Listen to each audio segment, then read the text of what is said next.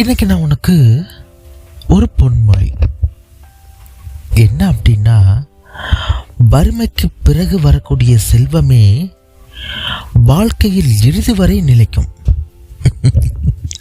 உனக்கு புரியுது தானே? நீ பிறக்கும் போதே செல்வந்தனா இருந்தா அப்படின்னா அந்த செல்வத்தை நீ தாம் தூம்னு செலவு பண்ணுவ. அதுவே இப்ப இந்த பணத்துக்கு எவ்வளவு கஷ்டப்படுற சொல்லு. இந்த பணத்துக்கு நீ எவ்வளவு கஷ்டப்படுற. ஆனா இதுக்கப்புறம் வரக்கூடிய அந்த செல்வத்தை நீ ரொம்ப சிக்கனமா செலவு பண்ணுவ.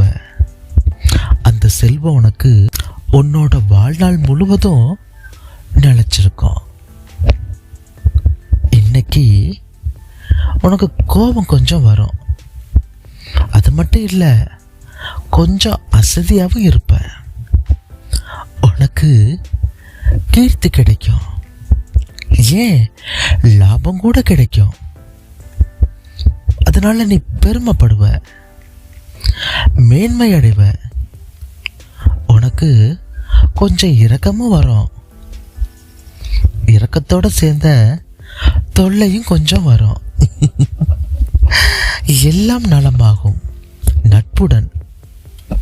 ஆனா சில பகைகளும் தோன்றும், அப்புறம் நீ புகழடைஞ்சிடுவ.